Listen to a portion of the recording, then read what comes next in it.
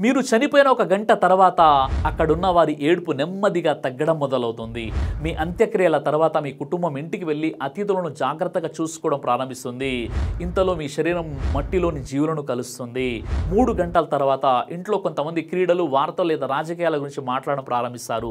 మీ నాడీ కార్యకలాపాలన్నీ ఆగిపోయి మీకు ఇక ఆలోచనలు లేదా ప్రతిచర్యలు అనేవి ఉండవు.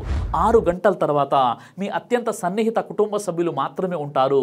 మరికొందరు వెళ్ళిపోతారు. మీ శరీర ఉష్ణోగ్రత తగ్గుతూనే ఉంటుంది. 24 గంటల తర్వాత మీరు చనిపోయారని తెలియని వ్యక్తులు ఇప్పటికీ మీకు కాల్ చేస్తారు లేదా మెసేజ్లు పెడుతూ ఉంటారు. ఆ తర్వాత మీ అవయవాలు విచ్ఛిన్నం కావడం ప్రారంభిస్తాయి. 3 రోజుల తర్వాత మీ కార్యాలయంలో మీ స్థానంలో కొత్త వ్యక్తిని తీసుకుంటారు. సమాధిలో మీ శరీరం ఉబ్బడం ప్రారంభమవుతుంది. మీ చర్మం బిగుతుగా మారుతుంది. మీ నోరు మరియు ముక్కు నుండి నురుగు ద్రవం బయటికి వస్తుంది. 5 రోజుల తర్వాత మీ కుటుంబం నెమ్మదిగా వారి సాధారణ జీవితాలను తిరిగి వస్తుంది. సమాధిలో మీ అవయవాలు ద్రవంగా మారుతాయి. మీ శరీరం ఆకుపచ్చ నుండి ఎరుపు రంగులోకి మారుతుంది.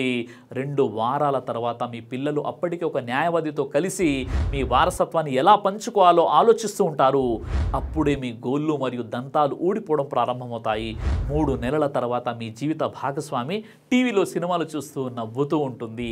ఒకవైపు సమాధిలో మీ శరీరం విచ్ఛిన్నమవుతూ భూమిలో కలిసిపోతూ ఉంటుంది.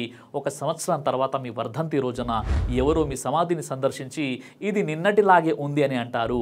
మీ శరీరంలోని ఆమ్లాలు ఇప్పుడు మీ సమాధి వస్త్రాన్ని నాశనం చేశాయి. 10 సంవత్సరాల తర్వాత ఒక స్నేహితుడు మీ ఫోటో చూసి మిమ్మల్ని గుర్తుంచుకుంటాడు. అప్పుడు సమాధిలో మీ ఎముకలు మాత్రమే మిగిలి ఉన్నాయి. నువ్వు చనిపోయిన తర్వాత జనాలు నిన్ను ఎంత త్వరగా మర్చిపోయారు చూసావా?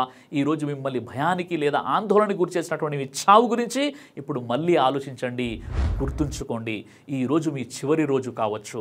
కాబట్టి ఒక్కసారి ఆలోచించండి, మనం ఎలా బ్రతుకుతున్నామో, ఎవరి కోసం బతుకుతున్నామో, ఎలా సంపాదిస్తున్నాం, ధర్మంగా ఉన్నామా, అధర్మంగా ఉన్నామా, ఒక్కసారి మీ ఆత్మ పరిశీలన చేసుకోండి.